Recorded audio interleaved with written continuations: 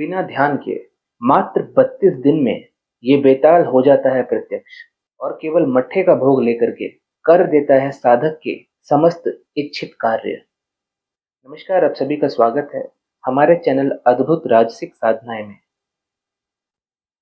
दोस्तों, आज हम आपको भोंदा बेताल की साधना की विधि बताने जा रहे हैं।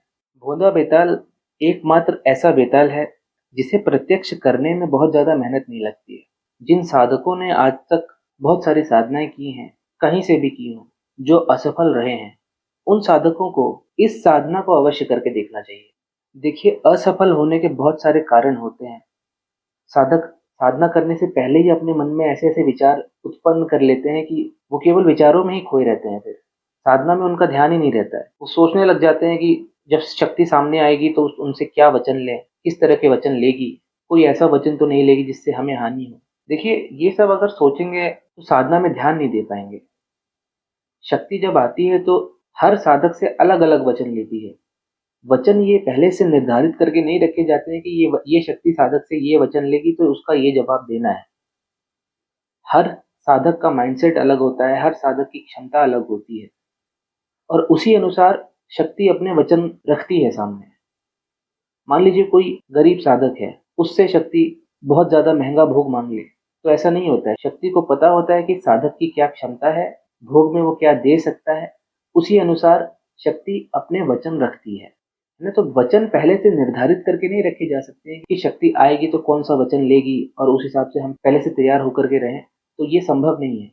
कई साधक पूछते हैं कि मैं क्या खाऊं, किस तरह का खाना खाऊं साधना करने के लिए। ये सारी जानकारी बेसिक जानकारी है, ये चीजें पहले से बताई हुई हैं पोस्ट के माध्यम से। तो साधक पहले वो बेसिक चीजें अपनी क्लियर करें, शक्ति क्या काम करेगी, किस तरह से काम करेगी। तो ये सारी चीजें साधना जब प्रकाशित की जाती है टेलीग्राम पर, तो उसमें हर चीज ब्रीफली एक्सप्लेन की जाती है, अच्छे से समझाई जाती है ना। साधक अगर एक बार पढ़ेंगे, दो बार पढ़ेंगे, साधक की सभी शंकाओं का समाधान मिल जाएगा उन्हें।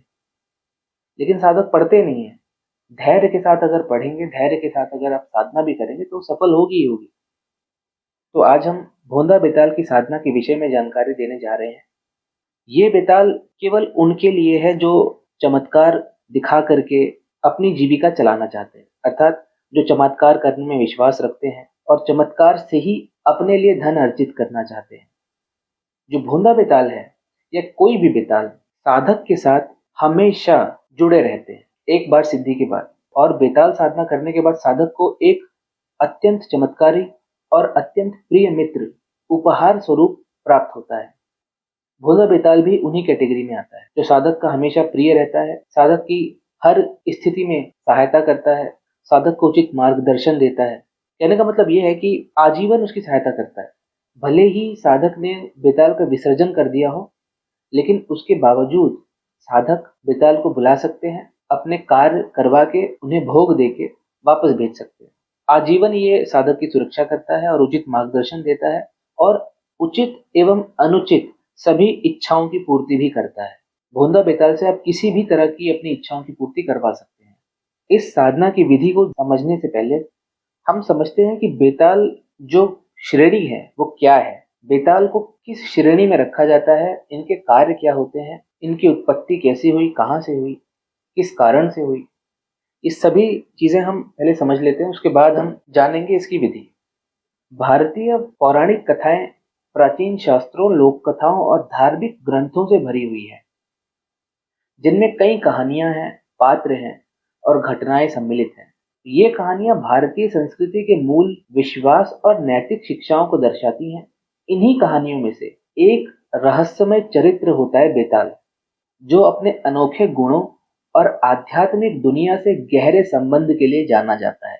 बेताल, जिसे संस्कृत में वेताल भी कहा जाता है, जिसे प्राचीन हिंदू शास्त्रों से जुड़ा हुआ माना जाता है। बेताल की अवधारणा का जिक्र अथर्ववेद में मिलता है।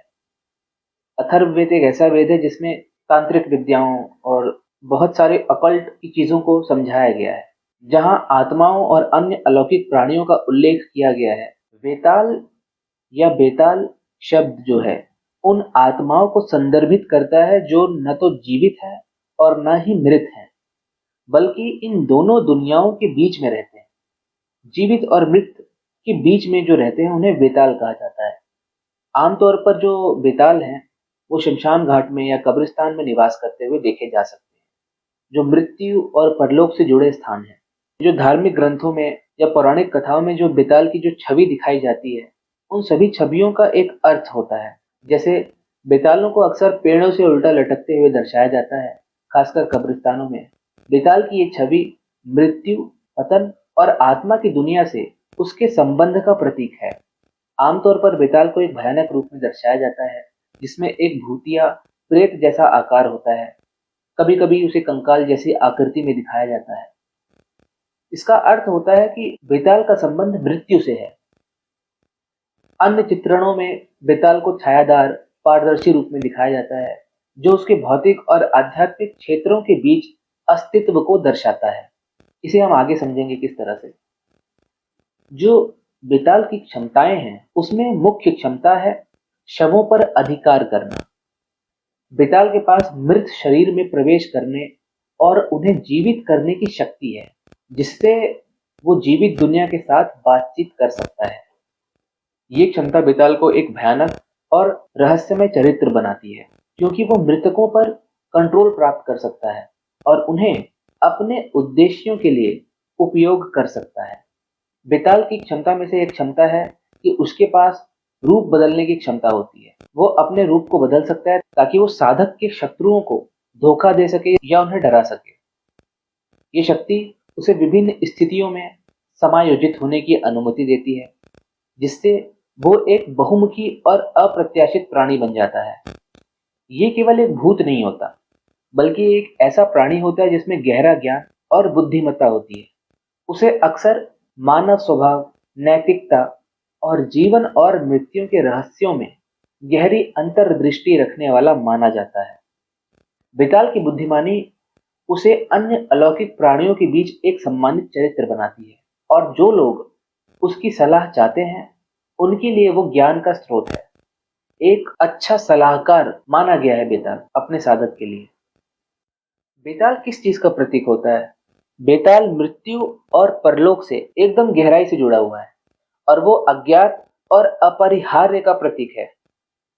कब्रिस्तानों और शमशान घाटों में उसकी उपस्थिति उसकी भूमिका को उन सीमित स्थानों के रक्षक के रूप में दर्शाती है, जहां जीवन और मृत्यु के बीच की सीमा बहुत कम होती है। बेताल का स्वभाव एक द्वंद्वात्मक स्वभाव होता है। बेताल न तो जीवित है और न ही मृत, न ही पूरी तरह से मानव है और न ही पूरी तरह से आत्मा। ये द्वंद्व इस विचार को दर्शाता है कि बीच की स्थिति मौजूद है, जहां बेताल एक ऐसे क्षेत्र में रहता है जो मनुष्यों द्वारा पूरी तरह से समझा नहीं गया है। ये मृत्यु और परलोक के विचारों के साथ जुड़ी अनिश्चितता और डर का प्रतीक है। अपने डरावने रूप और मृत्यु से जुड़े होने के बावजूद बेताल को अक्सर नैतिक शिक्षक के रूप में देखा जाता है। अपनी बातचीत के माध्यम से बेताल लोगों को उनके कार्यों और उनके परिणामों के बारे में गहराई से सोचने के लिए प्रेरित करता है। वो अपने साधक को नैतिक दुविधाओं का सामना करने के लिए मजबूर करता है, जिससे वे अपने मूल्यों और विश्वासों पर विचार कर सकें। कुछ हिंदू अनुष्ठानों में बेताल जैसे आत्माओं को पहचाना और संतुष्ट किया जाता है, ताकि जीवित और मृत के बीच संतुलन बना रहे। कुछ समुदायों का मानना है कि बेताल कब्रिस्तानों के रक्षक के रूप में कार्य कर सकते हैं और ये सुनिश्चित कर सकते हैं कि मृतकों की आत्माएं शांति से विश्राम करें। बेताल और अन्य आत्माओं को प्रसन्न करने के लिए कभी कभी भेंट और प्रार्थनाएं की जाती हैं, ताकि वे नुकसान न पहुंचाएं। लोक मान्यताओं के अनुसार बेताल का भारतीय लोक कथाओं में महत्वपूर्ण स्थान है। ग्रामीण क्षेत्रों में बेताल की कथाएं आम हैं, जहां लोग आत्माओं और भूतों की उपस्थिति में विश्वास करते हैं। ये कथाएं अक्सर नैतिक मूल्यों को स्थापित करने, अनैतिक व्यवहार से सावधान करने के लिए सुनाई जाती हैं। बेताल के माध्यम से साधक मृतक की आत्मा से भी बात कर सकते हैं। मृतकों की आत्मा के रूप में बेताल की अन्य आत्माओं और भूतों के साथ बातचीत होती है। उन्हें कभी कभी अन्य आत्माओं के लिए एक नेता या मार्गदर्शक के रूप में देखा जाता है, जो उन्हें परलोक में नेविगेट करने में मदद करते हैं। आध्यात्मिक पदानुक्रम में बेताल की भूमिका उसे भूतों और अलौकिक प्राणियों की दुनिया में एक शक्तिशाली चरित्र बनाती है। बेताल को अक्सर योगियों, साधुओं और तांत्रिकों के साथ जोड़ा जाता है। ये व्यक्ति कभी-कभी ज्ञान, शक्ति या आध्यात्मिक अंतर्दृष्टि प्राप्त करने के लिए बेताल से संवाद करने की कोशिश करते हैं। आत्मा की दुनिया से बेताल का संबंध उसे उन लोगों के लिए एक मूल्यवान जानकारी का स्रोत बनाता है जो तांत्रिक साधना में लगे हुए हैं। साधक बेताल को सिद्ध करके एक उच्च कोटि के तांत्रिक बन सकते हैं एवं विभिन्न प्रकार के चमत्कार दिखा सकते हैं। तांत्रिक और योगी बेताल के साथ विशेष रूप से जुड़े होते हैं। वो बेताल की शक्तियों का उपयोग करने के लिए विभिन्न प्रकार के तांत्रिक अनुष्ठान का अभ्यास करते हैं। माना जाता है कि बेताल की कृपा प्राप्त करने के लिए कठोर तपस्या और अनुष्ठानों की आवश्यकता होती है। तांत्रिकों के अनुसार बेताल की शक्ति प्राप्त करना न केवल सांसारिक समस्याओं का समाधान करता है, बल्कि आध्यात्मिक उन्नति भी प्रदान करता है। बेताल को जीवन के अज्ञात पहलुओं जैसे कि मृत्यु के रहस्य, परलोक और मानव मन के रूपक के रूप में भी देखा जा सकता है। उसकी कथाएं लोगों को उनके भय का सामना करने, उनके विश्वासों पर प्रश्न उठाने और अस्तित्व के गहरे अर्थों का पता लगाने के लिए प्रेरित करती हैं। भारतीय लोक कथाओं में बेताल को एक रहस्यमय और अर्धदैवीय प्राणी के रूप में चित्रित किया गया है, जो न केवल भयानक बल्कि शिक्षाप्रद भी है। बेताल की कथाओं में मुख्यतः मृत्यु और पुनर्जन्म, आत्मा का प्रवास और मानव अस्तित्व के रहस्यों पर प्रकाश डाला जाता है। भारत के विभिन्न हिस्सों में बेताल के बारे में कई मान्यताएं प्रचलित हैं। जैसे महाराष्ट्र और दक्षिण भारत में बेताल को गांवों और बस्तियों की रक्षा करने वाले देवता के रूप में पूजा जाता है। उन्हें विशेष रूप से बेताल महाराज के रूप में सम्मानित किया जाता है और उनके मंदिर भी स्थापित किए गए हैं। लोग मानते हैं कि बेताल की कृपा से गांव के लोग भूत प्रेत और बुरी आत्माओं से सुरक्षित रहते हैं।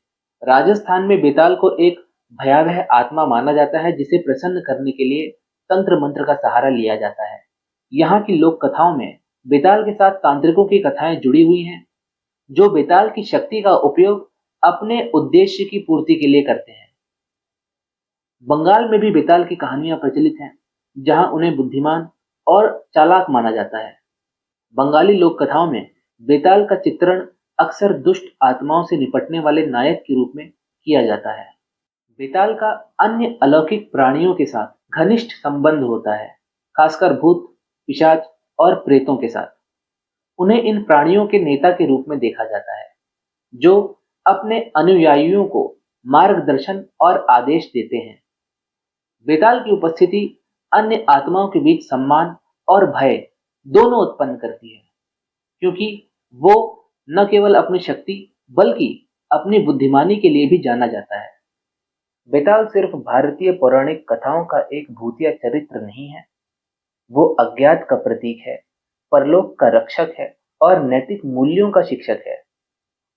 अपनी कथाओं और उपस्थितियों के माध्यम से बेताल हमें जीवन और मृत्यु के रहस्यों का पता लगाने और हमारे अपने कार्यों और विश्वासों पर विचार करने के लिए प्रेरित करता है। बेताल भारतीय पौराणिक कथाओं का एक महत्वपूर्ण और जटिल पात्र है। उसके बारे में जानने से हमें न केवल प्राचीन भारतीय मान्यताओं और संस्कृति का ज्ञान होता है, बल्कि ये भी समझने का अवसर मिलता है कि किस प्रकार अज्ञात और रहस्य से भरे चरित्र हमारी कथाओं, जीवन मूल्यों और सामाजिक संरचनाओं में महत्वपूर्ण भूमिका निभाते हैं। बेताल का चरित्र आज भी उतना ही प्रासंगिक है जितना कि प्राचीन काल में था। इन्हीं में से एक बेताल, भोंदा बेताल की जानकारी हम आपको दे रहे हैं। जैसा कि हमने पहले भी बताया कि भोंदा बेताल केवल चमत्कार करने के लिए उपयोग किया जाता है। ये बेताल आजीवन साधक का प्रिय मित्र बनकर उसकी हमेशा सहायता करता है, हमेशा सुरक्षा करता है और उचित एवं अनुचित सभी इच्छाएं साधक की पूर्ण करता है। सबसे पहला नियम इस साधना का तो यही है कि ये साधना केवल 7 ही साधक एक साथ कर सकते हैं, यानी कि एक समय पर केवल 7 साधक इस साधना को कर सकते हैं और उन 7 साधकों की जब ये साधना पूर्ण हो जाए उसके बाद ही अगले 7 साधक इस साधना को एक साथ कर सकते हैं, चाहे वो इस संसार में कहीं भी हों। अगर 7 से अधिक साधकों की संख्या बढ़ी एक समय पर, तो ये बेताल हो सकता है कि प्रत्यक्ष होने में समय लगाए, या साधना काल में प्रत्यक्ष ना होकर साधना खत्म होने के बाद 15 दिन 20 दिन लगाए प्रत्यक्ष होने में। इसीलिए ये सबसे महत्वपूर्ण है कि इस बात को ध्यान में रखा जाए कि एक समय में केवल 7 साधक इस साधना को करें, उसके बाद ही अगले 7 साधक इस साधना को करने बैठे। ऐसा भी हो सकता है कि अगर उन 7 साधकों में से किसी एक साधक की साधना खंडित हो गई, तो उसकी जगह पे कोई अगला एक साधक बैठ करके साधना कर सकता है, लेकिन मुहूर्त होना आवश्यक है।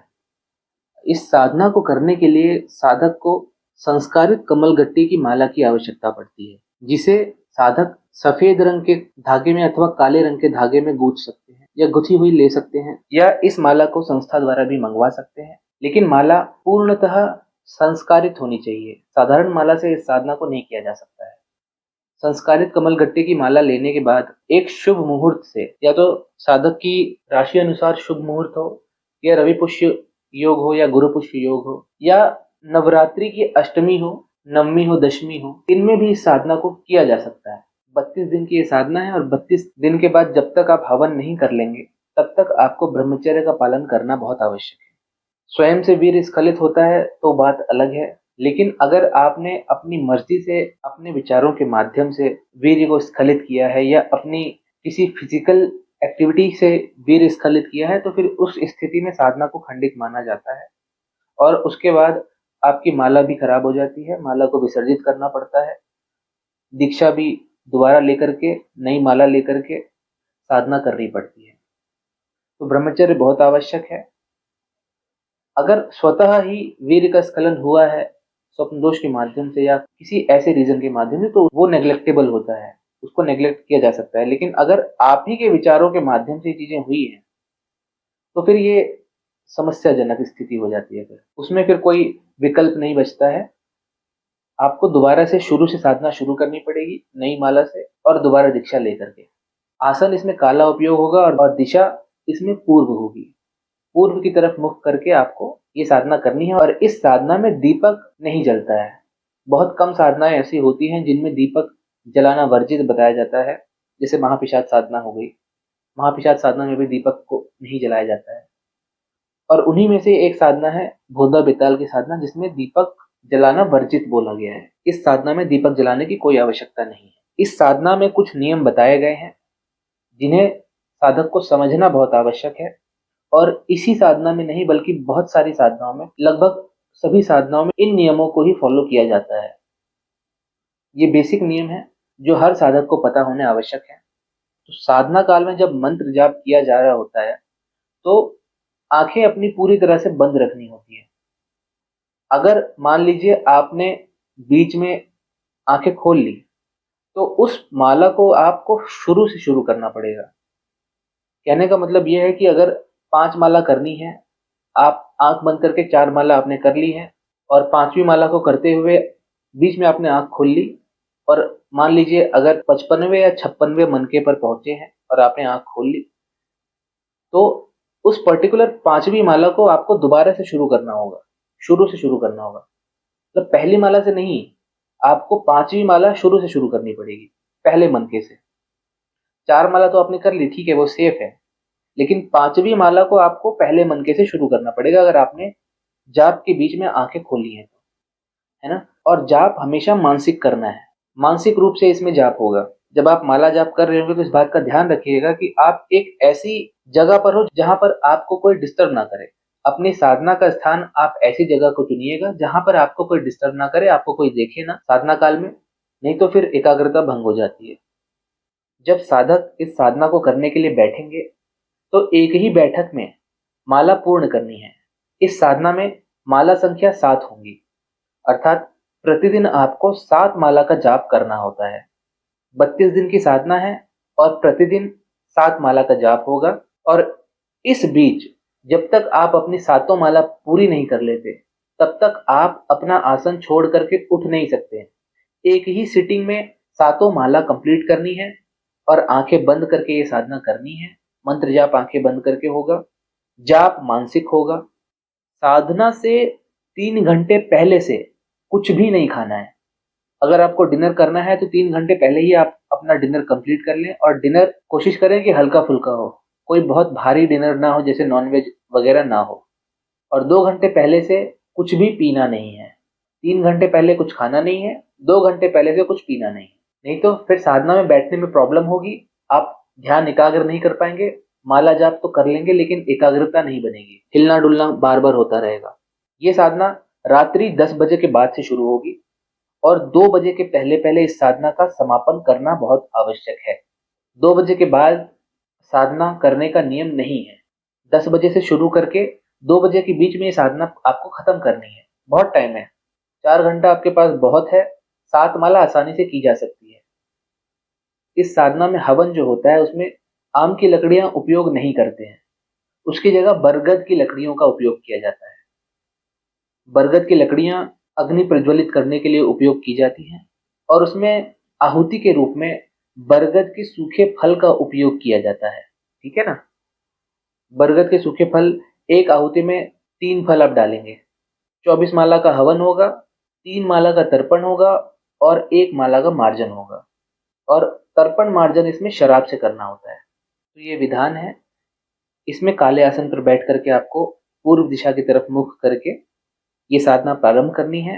वस्त्र या तो काले धारण करेंगे या नीले धारण करेंगे। इन दोनों में से कोई एक वस्त्र होगा जब आप जाप के लिए बैठेंगे।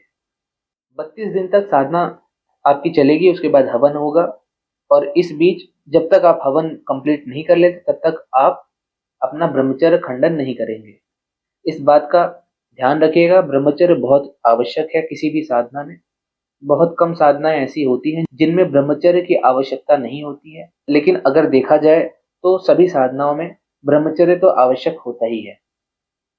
तो ब्रह्मचर्य आपको बिल्कुल भी नहीं तोड़ना है जब तक आप हवन करके आवाहन न कर लें तब तक। जब आप हवन कर लेंगे, आवाहन करेंगे, बेताल की उपस्थिति होगी, आप उनसे कोई भी कार्य लेंगे तो भोग में उन्हें केवल और केवल आपको मट्ठा देना है। जो दही से बनाया जाता है मट्ठा, वो आपको देना है। और भोग में मट्ठे के अलावा ये और कुछ नहीं लेते। तो जो भी कार्य आप इनसे करवाएंगे उसके बाद इन्हें इनका भोग देंगे, और इस तरह से आजीवन आप इनका उपयोग कर सकते हैं। इस साधना के मंत्र की निशुल्क रूप से प्राप्ति करने के लिए डिस्क्रिप्शन में उपलब्ध व्हाट्सएप लिंक एवं टेलीग्राम लिंक के माध्यम से हमारा व्हाट्सएप चैनल और टेलीग्राम चैनल अवश्य ज्वाइन कर सकते हैं। 32 दिन की साधना खत्म करने के बाद, हवन करने के बाद, ये बेताल प्रत्यक्ष रूप से साधक के समक्ष आ जाता है। साधक और बेताल के बीच में वचनों का लेन देन होता है, और ऐसा नहीं है कि ये किसी भी वचन पे अडिग रहता है। वैसे तो बेताल कोई अनुचित वचन नहीं रखते हैं साधक के सामने, लेकिन फिर भी अगर साधक को ऐसा लगता है कि उस वचन के माध्यम से भविष्य में कोई समस्या हो सकती है तो वो उसे स्वीकार नहीं भी कर सकते हैं। और बेताल साधक की ये चीज मान भी लेता है, वो किसी भी वचन पर रिजिड नहीं होता है, या कोई भी शक्ति किसी भी वचन पर रिजिड नहीं होती है। तो इस चीज को साधक स्वयं से देखें, अपना अंतर्ज्ञान उपयोग करें। वचनों के लेन देन के बाद साधक आजीवन इस साधना का उपयोग कर सकते हैं। साधना की विधि का यही समापन होता है। नमस्कार एवं धन्यवाद। वर्तमान समय में जैसा कि आप सभी जानते हैं कि संस्था में आश्रम निर्माण का कार्य किया जा रहा है, जहां पर साधक आ करके वहां रह करके समस्त प्रकार की साधनाएं संपन्न कर सकेंगे। वे साधक जो संस्था के आश्रम निर्माण कार्य में किसी भी प्रकार का योगदान करना चाहते हैं, वे हमारे टेलीग्राम अथवा व्हाट्सएप चैनल से जुड़ करके अपना योगदान कर सकते हैं। आप सभी का तंत्र जगत में स्वागत है। नमस्कार।